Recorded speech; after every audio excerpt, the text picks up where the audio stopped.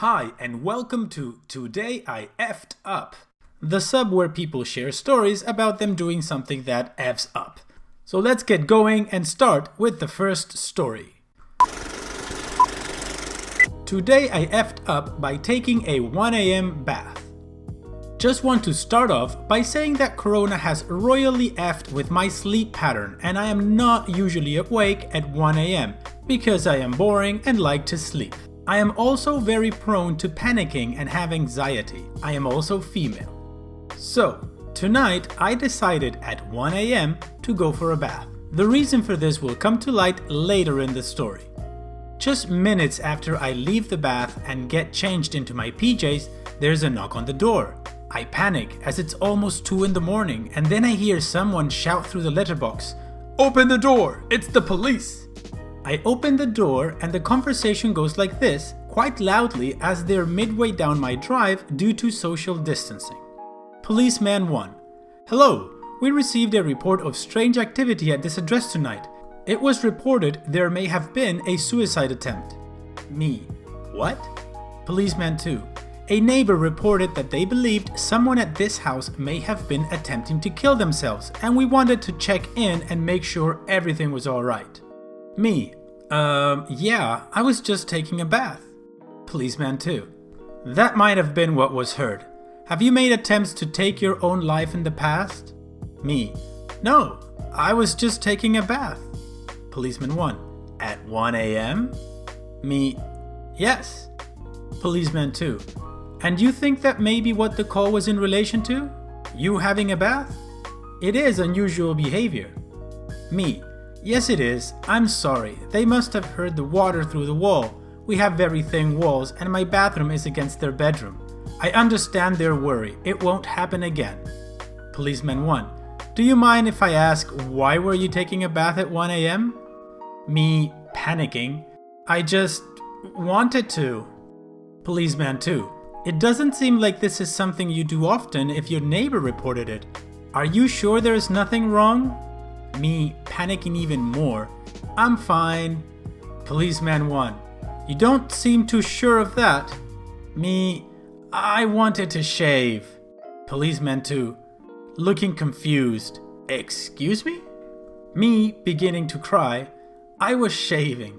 Policeman 2. You decided to shave at 1 in the morning?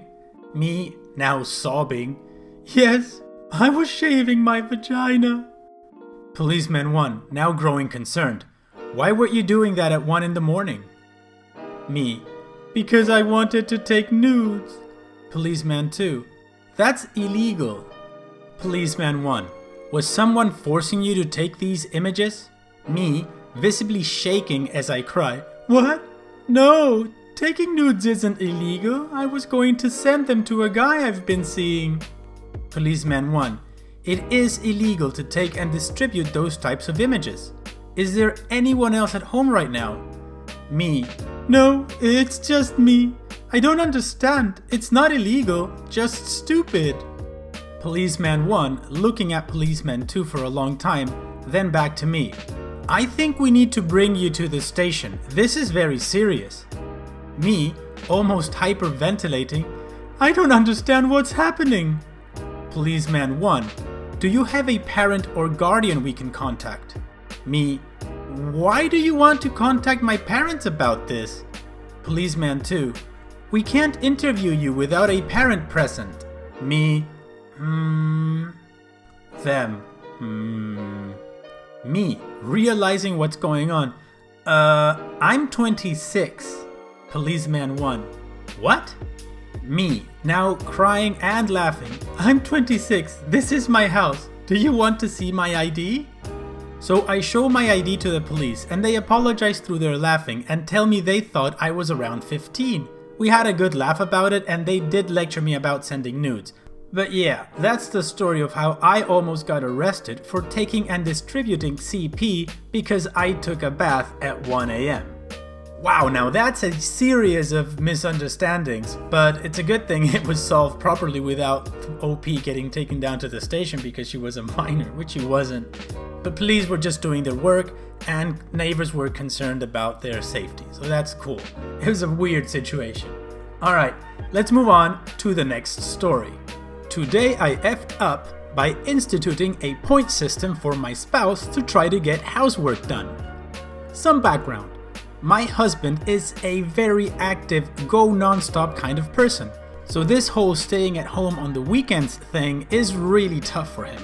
He's considered essential and is working long hours Monday through Friday and is thankful for that, but gets pretty depressed being inside all day Saturday and Sunday. Yesterday, I had this brilliant idea to make a list of activities he could do to keep busy that would earn him points, and a list of rewards he could redeem the points for. The things to earn points consisted of a blend of fun things like invent a new dish using items we have in the pantry, walk the dog, and find your new favorite TV show. These were combined with more practical things like do a batch of laundry or clean out your dresser. On the rewards part, I put some small things like I'll watch a movie of your choosing or I'll cook any dish you like. I then quickly assigned arbitrary points to all the activities and slightly higher arbitrary prices for all the rewards. The problem is there's only so much I could put on there that would be a reward for him that also allowed us to stay in the house, and I needed more items. So last minute, and this is where I effed up, I decided that one of the rewards is that he could have me do anything on the activities list if he redeemed double the points value. I made this little game in less than 15 minutes when he was taking a shower and didn't really put much thought into how it might be exploited. He gets the list and scans over, then immediately gets to work on the fun stuff, then goes through it again. By the end of the day, the dog has had 5 walks and I've eaten 4 small gourmet meals. And everything easy and fun is checked off once or more. He's earned enough points to redeem everything on the rewards list and hasn't used anything. I'm thinking I'm pretty smart and that this was hugely successful. That brings us to today. I wake up and he immediately starts redeeming his points to have me do all the hard stuff. It's been 6 hours and I've already cleaned out his dresser, done all the laundry, and walked the dog in the rain. Twice. I've just now taken a break to write this. He still hasn't used all his points. Ouch, now that hurts. She was being nice, trying to give him activities to do, and he's really taking advantage of it, just making her do all the work, which kind of sucks. Anyways, it was a really nice idea. It does need a little bit of work, like you can't do one activity more than once a day or something like that. But it's a cool idea. However, yeah, she should have put a little bit more thought into it so her husband wouldn't exploit it, which is hilarious. I hope she worked out all the kinks, because it is a really good idea, especially for this time. So, now let's move on to the final story. Today I effed up by not killing a wasp when I had the chance. I have, despite loving the outdoors, never been stung by a wasp, bee, etc. I have no problems with insects. Hell, I'll pick up a spider, but the pointy butts I'm not a fan of. Bees are cool though. So I wake up and head to the bathroom to take my morning dump. I open the door and hear buzzing and noise.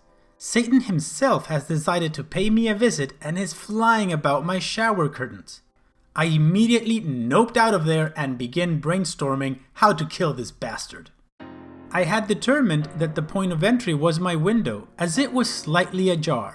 I seal the weak point and prepare to suit up. I spend the next 20 minutes putting on multiple layers of clothing, 2 pairs of socks going on top of my pants, 2 sweatshirts, sweatpants, a shirt around my head and face, turban style, a beanie, and winter gloves. You get the point. I was impenetrable, save the slit where my eyes were.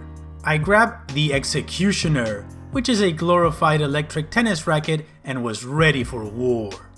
I slowly opened the door to do some recon and see that little jerk was chilling on the ceiling vent.